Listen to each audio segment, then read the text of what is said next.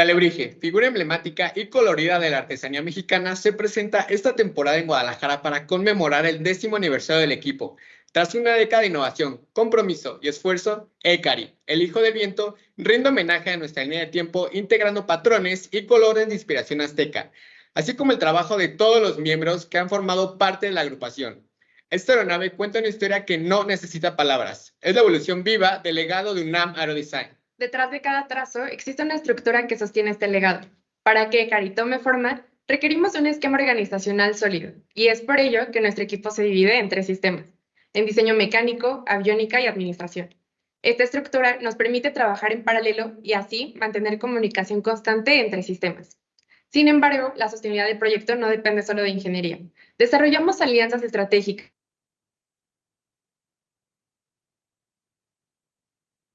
para promover divulgación científica y consolidar nuestra comunidad.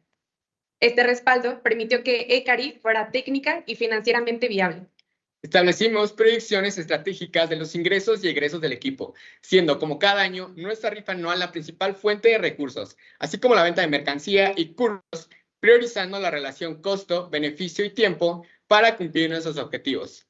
Esto nos permitió tomar decisiones técnicas sin comprometer la viabilidad. Con base en la experiencia de temporadas anteriores, identificamos riesgos potenciales durante el diseño, la manufactura y competencia. Para mitigarlos, implementamos una matriz de riesgo, la cual prioriza amenazas según impacto y establecimos la estrategia de puntuación del proyecto, la cual comenzó con la aproximación del peso de diseño en vacío de la aeronave, resultando en 8.2 kilogramos y proyectando una primera puntuación de ronda de 24.39 puntos.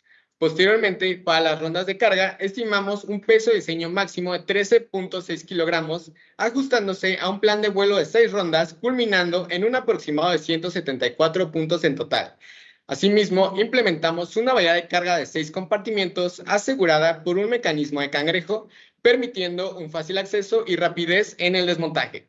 Como estrategia, esta estrategia definió directamente las decisiones tomadas por el equipo en la configuración conceptual de la aeronave, para la cual seleccionamos un fuselaje convencional tras distintos análisis comparativos respecto a un integrado, ya que aunque la principal diferencia radica en el levantamiento, esto permitió una integración estructural eficiente sin penalizar significativamente el arrastre, y así permitió una mejor distribución de la bahía de carga.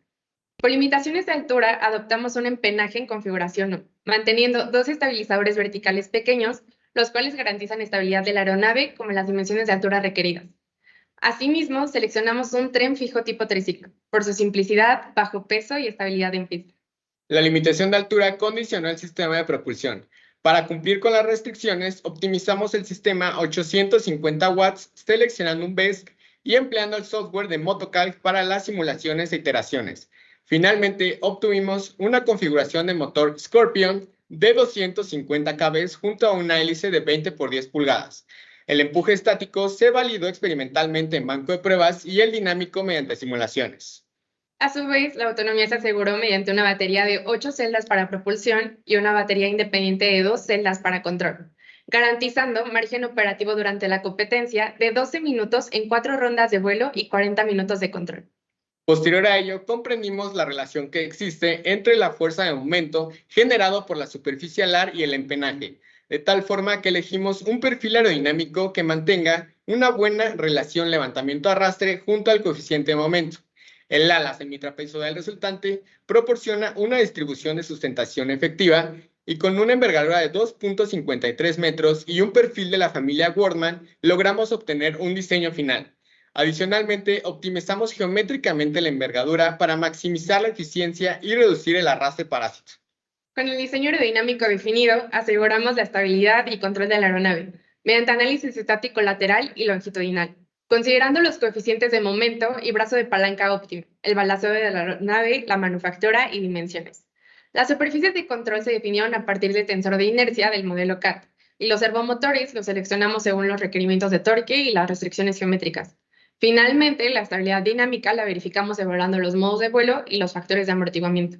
Con la mecánica de vuelo validada, evaluamos el ala en su condición más exigente, el ángulo de despegue, idealizada como una viga en voladizo. Mediante la aproximación del Schrenk, obtuvimos la distribución de sustentación y dimensionamos la viga principal con un factor de seguridad de 1.5, considerando el empotramiento y las fuerzas inerciales. Además, la deflexión máxima validada con el segundo teorema de Castigliano fue de 5.5 centímetros, mientras que la geometría se optimizó iterativamente para reducir masa sin comprometer esfuerzos ni manufactura. Simultáneamente, la torsión se calculó a partir de la excentricidad local entre el eje elástico y el centro aerodinámico, obteniendo una rigidez torsional máxima de 244.2 Newton metro cuadrado, obtenida a partir de la teoría de Brett-Batten, siendo mucho mayor a nuestra torsión máxima, resultando en 0.3 grados por cada metro de envergadura. Y así aseguramos rigidez torsional, eficiencia estructural y reducción de peso, cumpliendo los requisitos del proyecto. Finalmente, diseñamos una estructura truss-Warren para el fuselaje dada suficiencia en flexión y cortante. Esta temporada sustituimos los materiales compuestos por madera, ya que las cargas no justificaban mayor costo ni tiempo, logrando así soportar las cargas y reducir la masa un 20% respecto a la nave anterior. Con la estructura principal definida, diseñamos un tren de aterrizaje fijo tipo triciclo, dimensionado mediante una herramienta iterativa en Python, integrando datos de otros subsistemas y garantizando un ángulo de despegue mayor a 10 grados, y una distribución 80-20 para estabilidad ante impactos. Como estrategia de optimización, se incorporaron 2 ranuras en el tren principal para poder reducir masa, validadas mediante análisis estructurales en ANSYS y evaluando deformación total, esfuerzo equivalente de von Mises, esto con un factor de amplificación dinámica. Para complementar el análisis, consideramos la implementación del arrastre trimado por medio de análisis en CFD, mientras que el desempeño de la aeronave fue posible gracias al estudio del comportamiento del avión bajo las condiciones de diseño y de requerimientos. En conjunto, establecimos los límites de operación de la aeronave, añadiendo un envolvente de vuelo por cargas de ráfaga, permitiendo conocer las capacidades del diseño. Con el propósito de poder expandir la curva de aprendizaje y tener datos que ayuden a mejorar próximos diseños, implementamos un sistema de adquisición de datos, el cual consta de sensores para poder medir aceleraciones, altura y posición, recibiendo y enviando datos a través de un módulo LoRa hacia una estación terrena. Para culminar el proyecto materializamos a ECARI empleando madera AAA y de balsa, según requerimientos estructurales y de masa.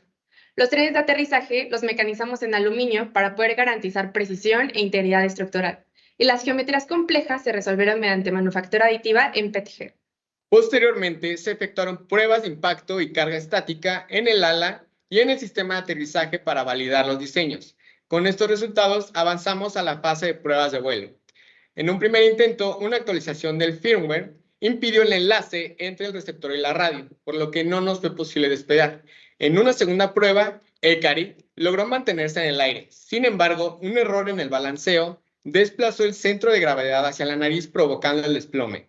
Tras analizar las causas, decidimos rehacer el modelo. Hoy, la nueva versión ya se encuentra en manufactura. ECARI es más que una aeronave. Es la transformación de la experiencia del pasado en un impulso para el presente y la hazaña de una generación impulsada por el deseo de conquistar los cielos.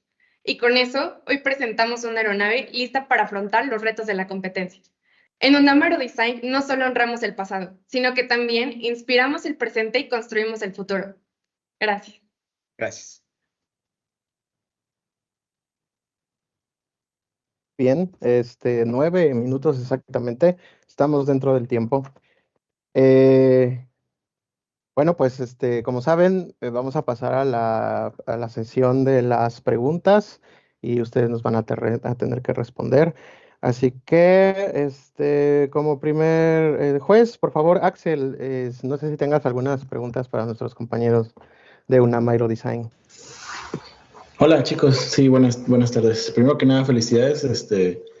Me tocó revisar su reporte. Los felicito, estuvo muy bien detallado en la mayoría de las partes, la mayoría de los aspectos. A mí me toca revisar el proyecto eléctrico, entonces felicitarlos. Tengo 2 preguntas bien específicas. La primera es, teniendo una vez todas las características del Watt Meter, ¿por qué decidieron irse por una batería de 8 celdas, si no mal recuerdo? Sí tenemos que el Watt Meter tiene un voltaje máximo de 30 volts, ¿no? Estamos ahí en el límite con ese voltaje para el Watt Meter, para la alimentación. Entonces quisiera escuchar pues sí, cómo llegaron a ese punto de decir de esa batería, tomando en cuenta esa parte del One Meter y cuáles son sus consideraciones o cuál es su plan de respaldo, ¿no? En caso de que, digamos que pase algo con el One Meter. Sí, muchas gracias por su pregunta. Me gustaría cederle la palabra aquí al responsable del área. Hola, ¿qué tal? Buenas tardes, soy Humberto Jiménez, el líder de Aviónica. Y bueno, atendiendo a su pregunta, cuando se pasó el reglamento, la revisión 00, únicamente la especificación que teníamos sobre el wattmeter era el pico de corriente, que era de 75 amperes. Entonces, revisando ya cuando nos llegó la revisión 01, que fue cuando ya mandaron las especificaciones técnicas del wattmeter, vimos que estábamos justo en ese límite y pues debido a que ya se tenía pues ya un proceso avanzado de manufactura, pues vimos que estábamos dentro de ese margen operativo y decidimos hacer una conexión nada más en paralelo en dado caso para que no se haga como si se llega a tener, si se tuviera todo en serie y pues llegar a tener algún problema al wattmeter, pues no comprometer todo el circuito eléctrico, más que nada la parte de propulsión. Ok, y sobre esto, o sea, ¿ya hicieron algunas pruebas con el One Meter, con la batería de 8 celdas? Cuando se hizo la prueba, sí, todo, bueno, todo marchó en orden. Ok, perfecto. Ok, muy bien, con esto claro. Y la segunda pregunta quería ver con ustedes, mencionaron que utilizaron una comunicación LoRa para la adquisición de datos. Nada más quisiera saber cómo les fue con eso, qué resultados tuvieron en cuanto, por ejemplo, al alcance de la señal, qué tan buena señal tuvieron, cómo les fue con esa comunicación LoRa. Muy buenas tardes, me presento, soy Cristian Franco Ramírez, actual coordinador del sistema de adquisición de datos. Con respecto al módulo LoRa, logramos realizar algunas pruebas durante las pruebas de vuelo, lo cual obtuvimos ahora sí como una comunicación en cuanto a la transmisión y receptor de manera exitosa. Todavía estamos haciendo todo el proceso para la versión final, pero en cuanto a las pruebas sí tuvimos un rendimiento bastante exitoso en cuanto se dice eso, en lo de la transmisión y recepción. En cuanto al tema del alcance, hicimos pruebas, o sea, digamos, de manera presencial, hicimos hasta 1 kilómetro de recepción, transmisión y recepción. Pero pues bueno, eso debido a los inconvenientes que tuvimos con la aeronave, pues no pudimos ver como esto fijo en el vuelo, pero previamente hicimos pruebas para ver el alcance del módulo. Ok, va. Sí, nada más. Me parece perfecto. Es una muy buena alternativa justo utilizar ese tipo de comunicaciones como LoRa, que es de largo alcance, de bajo consumo, muy, muy buena. Les felicito por eso y nada más consejo a futuro. Si pudieran o si incluso en la competencia ya pueden llegar a hacer pruebas con el módulo de LoRa y de la información que obtienen del One Meter y tratar de generar un reporte en conjunto, creo que les daría mucho bonus en cuanto a su reporte o en cuanto a su presentación, el tratar de tener esa información en conjunto, ¿no? Entonces, eso es todo de mi parte, los felicito y mucha suerte.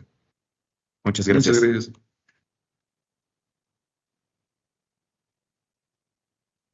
Bien, entonces, bueno, pasamos con el siguiente juez, Francisco Arriola. Si estás por ahí, Sí, si aquí tienes preguntas. andamos. Ok, Aquí adelante. andamos. ¿Qué tal? Bueno, primero que nada también es la felicitación. No sé por qué no me veo. Bueno, primero que nada, pues también es la felicitación hacia ustedes como equipo de haber podido completar este proceso, ¿no? Este diseño, ¿va? Yo tengo varias preguntas. La primera va a ser, bueno, primero, ¿cuál es la diferencia entre un factor de seguridad y un margen de seguridad? Es del área de estructuras. Muchas gracias por su pregunta. Le cedemos la palabra al coordinador de estructuras que responderá.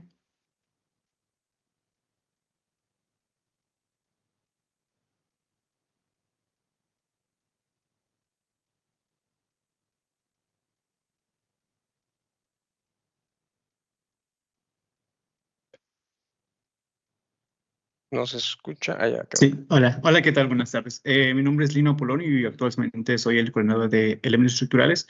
Pues para esta pregunta, el factor de seguridad nosotros lo entendemos como la medida o el margen, bueno, pues sí, el margen que nosotros le vamos a dar a la estructura para que pueda operar. Entonces, bajo ese factor de seguridad que nosotros obtenemos, o más bien que nosotros aplicamos en la fase de diseño preliminar, conceptual, nosotros obtenemos nuestras cargas de diseño.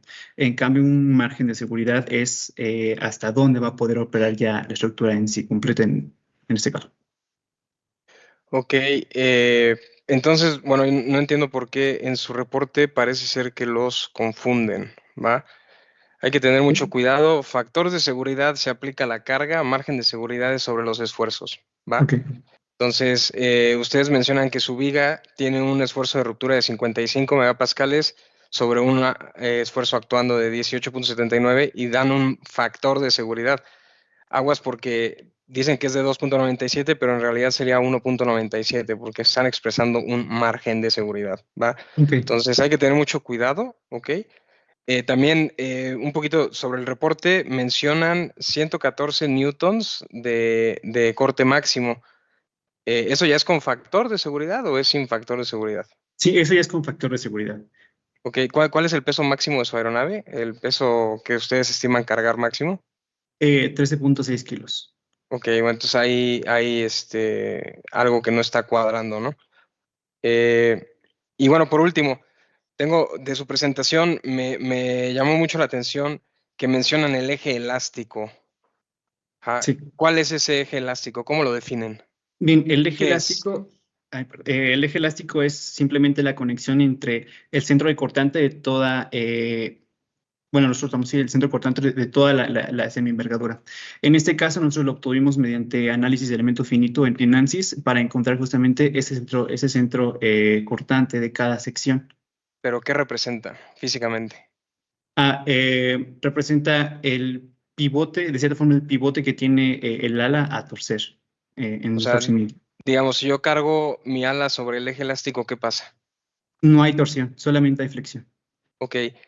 Lo pregunto porque mencionan divergencia, ¿va? Divergencia es un fenómeno aeroelástico, estático, que para poder ser estudiado y para que ustedes puedan afirmar que no hay divergencia, tienen que meter en juego la velocidad, ¿va? La Q. Ajá. Tienen que hacer un análisis de toda su envolvente de vuelo y todas sus Qs, ajá, todas sus, ¿cuál es el nombre, Rafa? ¿Te acuerdas? Se me fue el Presión nombre. dinámica. Presión dinámica, ajá. Toda su presión dinámica para que ustedes me puedan asegurar que no hay divergencia. ¿Por qué? Porque como lo saben, el fenómeno aeroelástico se tiene inputs, o sea, se hace feedback él solito, ¿va? Entonces el hecho de que ustedes me pongan que hay un torcimiento de 3 grados, de 0.3 grados, perdón, el cual se me hace muy poco comparado con su deflexión de la viga de 5 centímetros, ¿ja? Pues entonces ahí se me hace que no concluyeron el análisis aeroelástico. Es muy complicado, o sea, vamos a darles el punto también, ¿no? Es muy complicado hacer un análisis de ese tipo, pero sí tengan mucho cuidado cuando lo están intentando expresar, porque tendrían que haber puesto también la localización del centro de gravedad del perfil. Ok, muy bien. Bueno, esas son todas mis aportaciones. Gracias, muchas gracias. Muchas gracias, Francisco, por tu feedback. Bueno, ahora me paso yo a hacer algunas observaciones que tanto vi en su reporte y pues aquí. Bueno, veo un error metodológico. Ustedes han confiado demasiado en el XFLR5. Es una buena herramienta para hacer diseños conceptuales, eh, pero pues no lo es todo, no es la panacea, como decimos a veces. Entonces, por ahí tenemos una gráfica de momentos contra alfa nada más. Si me pudieran ayudar a ponerla, la gráfica de coeficiente de momentos contra alfa de su avión.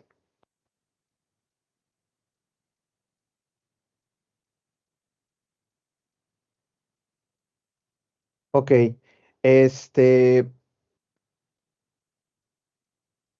ya por simple observación les puedo decir que a veces es muy deseable y yo no lo logré identificar, pero no sé si sepan por ahí el dato de cuánto vale CM alfa cuando el levantamiento es igual a 0.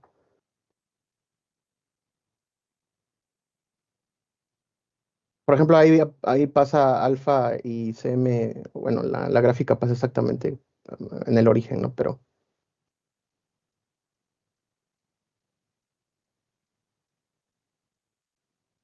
o, por ejemplo, viendo esa gráfica nada más, ¿qué implicaría tener esa gráfica? O sea, quiero que me respondan qué pasa en alfa igual a 0.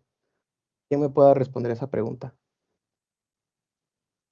Sí, muchas gracias por su interés, por su pregunta. Para esto específicamente, le quiero ceder la palabra a la coordinadora de estabilidad y control.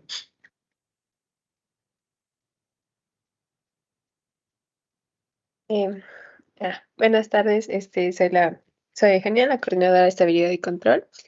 Y bueno, em, ¿Cuál es tu nombre? el Disculpa.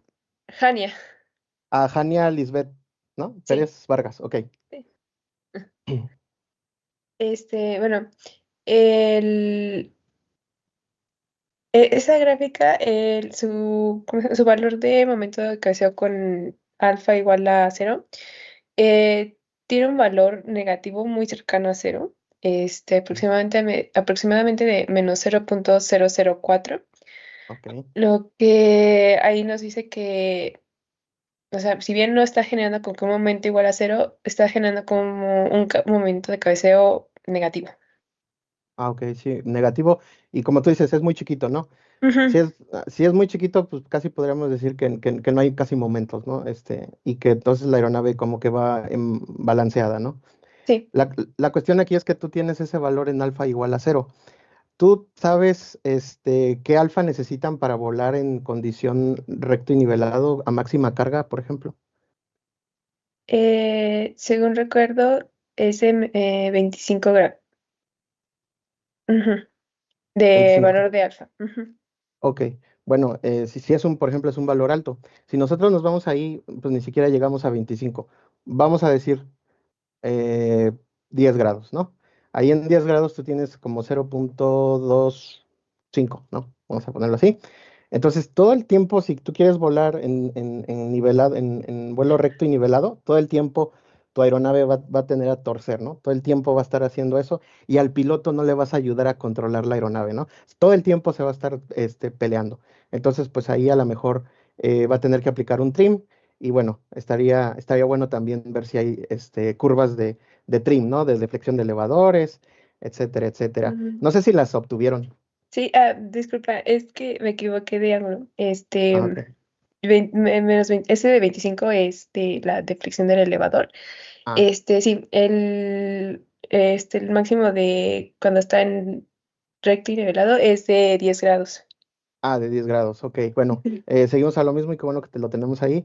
Pues todo el tiempo va a tratar de hacer esto, ¿no? Entonces, es Ujú. deseable que tu aeronave cuando esté volando con el CL compensando, pues no tenga tampoco momentos, porque si no el piloto todo el tiempo va a tener que estar jalando, jalando, jalando, ¿no? Ujú. Entonces, yo te recomiendo o les recomiendo a todo el equipo que por favor vayan ahí, ¿no? Estudien un poco lo que es el margen estático. Ustedes trataron de ponerlo ahí en su reporte, pero ahí veo errores metodológicos. No voy a ondear mucho en eso, pero traten de ondear en eso. Y otra cosa, pues entonces, platícame nada más así rápidamente qué pasó con el avión ahí en el video, porque se ve que estaba pesado de cola. Y esto viene con problemas de margen estático. Y a lo mejor se movió algo, o a lo mejor no pusieron bien el centro de gravedad. ¿Qué pasó ahí? Sí, según entiendo, durante esa prueba de vuelo hubo un problema con el balanceo justamente de los componentes electrónicos, entonces eso nos movió nuestro centro de gravedad. Ok. Bueno, entonces, a lo mejor ahí te llevas unas lecciones aprendidas de poner bien los componentes, ¿no? Eh, Pues ahora sí que esperamos verlos en la competencia. Yo personalmente voy a estar revisando centros de gravedad, ¿sale? Y esperemos ver ahí cómo está balanceado su aeronave. Busquen otras herramientas aparte de XFLR5, investiguenle más ahí en bibliografías y esas son todas mis preguntas que quería yo hacerles ahorita en esta sesión. Y bueno, gracias por tus respuestas, Jania. Y por último vamos a tener la participación de Eric Vázquez. Eric, no sé si tengas algunas preguntas. Hola, ¿qué tal? ¿Cómo están? Primero, felicidades, buen trabajo, muchachos, buena presentación. Me uno a todos los demás comentarios que les han hecho los demás jueces. Personalmente me tocó revisarles la parte de integración de proyectos y manufactura y de ahí tengo algunas preguntas con respecto a lo que nos comentan. Una de las cosas que comentaban es que usaron AAA, entonces de ahí es donde yo quisiera saber si nos pueden platicar cómo fue que hicieron este análisis o esta matriz de decisión para la selección de materiales.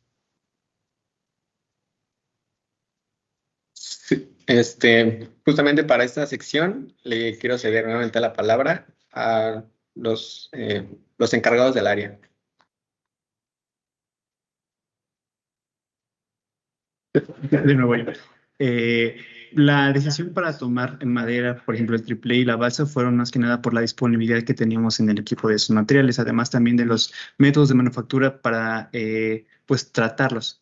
En este caso, como ya antes mencionado, las cargas no merecían algún otro material, ya sea, por ejemplo, metal o incluso materiales compuestos que impliquen una resina y una tela. Entonces, la principal decisión de usar el AAA fue esa, la manufactura, la disponibilidad y las cargas no lo merecían. Ok, perfecto, sí, gracias. Muchas veces sí tenemos que trabajar con lo que tenemos más que de lo que queremos. Nada más que no estaría mal también hacer ahí alguna matriz de decisión, para validar los factores del por qué nos conviene y cuál sería la optimización, lo cual los felicito con esta respuesta. Y ahora, partiendo del tema de que nos muestran el avión, que hubo un tema de que se tuvo que rehacer el avión, ¿tuvieron alguna reingeniería? Por lo que entendía, la forma que lo explicaron es que hubo una reingeniería. ¿Nos pueden explicar qué fue lo que pasó o a qué hacen referencia con rehacer el avión?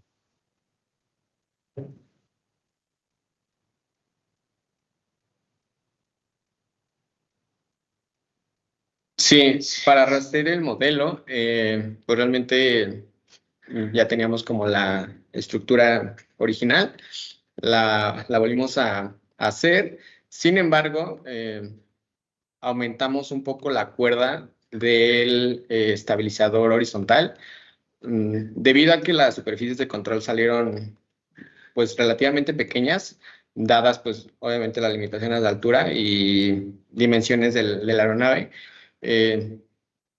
Pues sí, se volvió a hacer ahora sí que el estudio de este comportamiento y aumentamos la cuerda del elevador, de esa superficie de control.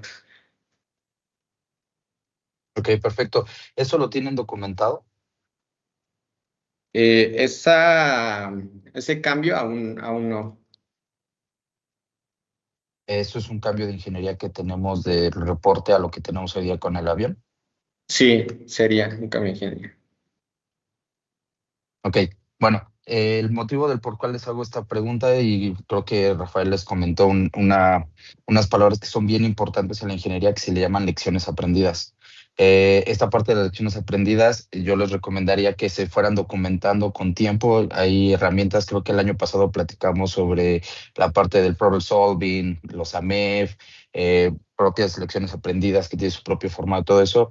¿Para qué? Para que ustedes puedan tener esta documentación e incluso lo puedan hacer durante el proceso, ¿no? Ahorita escuchamos temas como lo del wattmeter, lo de definición de algún término que a lo mejor confundimos la palabra o que estamos implementando mal la palabra. Y esto en la parte de cuando hacemos la integración del proyecto, esto nos da el panorama global de nuestro proyecto, ¿vale?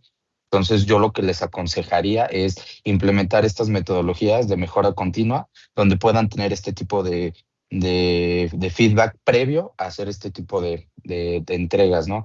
Sí me gustaría ver esta parte del cambio de la ingeniería porque incluso nos cambia el panorama como equipo, tanto ustedes como equipo competidor como nosotros en el equipo de jueces para saber cómo estamos evaluando el proyecto, ¿no? Porque hoy día yo no sabría si estamos evaluando el mismo avión o cuál es la diferencia, ¿no? Entonces, sí les aconsejo que implementen estas herramientas y listo. La verdad es que muy buen proyecto. Sin embargo, ahí nada más hay que tomar estas acotaciones para que en un futuro pues no tengamos mayores complicaciones, ¿vale? De mi parte, Muchas gracias. serían las únicas dudas y sería mi participación. Así que le cedo la palabra a Rafa para hacer el cierre. Claro, bueno, agradeciendo principalmente a la universidad que expone, UNAM Aerodesign, el equipo, que esperamos verlos participando. Queremos ver volar el avión. Como también mencionó Axel, ojalá podamos ver la integración de los módulos de comunicación y todo esto bien terminado para la competencia. Agradeciendo también a los jueces que nos acompañaron y hicieron sus observaciones. Pues no tengo nada más que agregar y que pasen un bonito fin de semana. Hasta luego. Gracias. Muchas gracias. Hasta luego.